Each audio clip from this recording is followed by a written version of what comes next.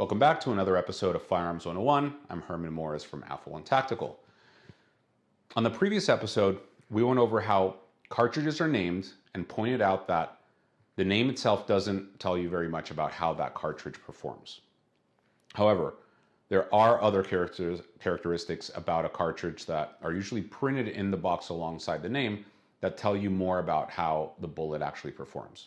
So today, I'm going to introduce you to some of the main factors that affect the way a bullet behaves, otherwise known as ballistics. Ballistics deal with how a body travels through the air and how it behaves as it completes its trajectory. When it comes to the ballistics of a bullet, the two types of ballistics we're interested in are external ballistics and terminal ballistics. External ballistics involve everything that the bullet does from the moment it exits the muzzle of a firearm to the moment that it reaches its target. Terminal ballistics, on the other hand, deal with what that bullet does once it reaches its target and travels through it.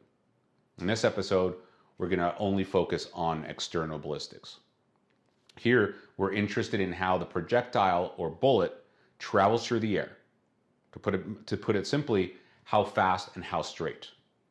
And there are three main factors that influence this: the weight of the bullet, its shape, and the velocity it has as it exits the muzzle. Unfortunately, most of these things are printed somewhere in the box that the ammunition comes in or are readily available by the manufacturer online or elsewhere. Okay, let's go through weight first, or more accurately, mass. Almost everything having to do with ammunition is weighed in grains. Like caliber and gauge, it's an antiquated and sometimes confusing measurement, but it is what it is. The mass of the bullet is almost always printed right next to the name of the cartridge. As we can expect from basic physics, all other things being equal, the lighter the bullet, the faster it will fly, but the more that it can be affected by external conditions such as, say, wind. Okay? And the heavier the bullet, the slower it will fly, and the more it will be impacted by gravity, but less by wind. Okay? So the next factor is muzzle velocity. This is the speed at which the bullet is traveling as soon as it exits the barrel. Muzzle velocity is a function of the amount and type of powder propelling the bullet. As we would expect, the larger the case, the more powder that it can hold, and that's why I mentioned in a previous episode that's why sometimes it can be helpful when the name of the cartridge includes the length of the case, or if it's classified as, for instance, a Magnum cartridge.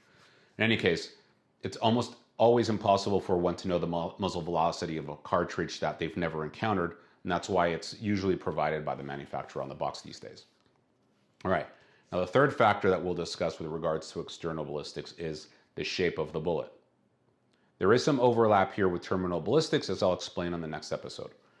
But you can probably already imagine that the more aerodynamic the bullet, the better that it can fly through the air. And you would be correct. The way that this is expressed is with ballistic coefficient, or BC. BC is a measurement that ranges from 0.0 to 1.0. The closer to 0 the BC, the less aerodynamic the bullet, and the closer to 1, the more aerodynamic. This number is not always printed on the box, so in many cases it needs to be looked up or researched. And the shape of a bullet can vary greatly depending on its intended use and or the type of firearm it's designed for. For example, pistol ammo tends to be quite heavy and not have a very high ballistic coefficient, given that it's not meant for long-range precision shooting. In the case of older cartridges like, say, 357 Magnum or 44 Magnum that were designed to be used originally in both revolvers and in lever-action rifles, the bullets had to be short and flat at the front so as to fit in the cylinder of a revolver and not set off a round inside of the magazine tube of a lever-action rifle. Now, when it comes to modern rifle cartridges that are meant for greater precision and distance, you can see that the projectiles are much more aerodynamic. And here's where external ballistics and terminal ballistics overlap a little. If you want a bullet to perform a certain way when it reaches its target, then you're going to construct it in a particular way that will also determine the way that it is ultimately shaped. And that's what we'll discuss on the next episode of Firearms 101. Don't miss it.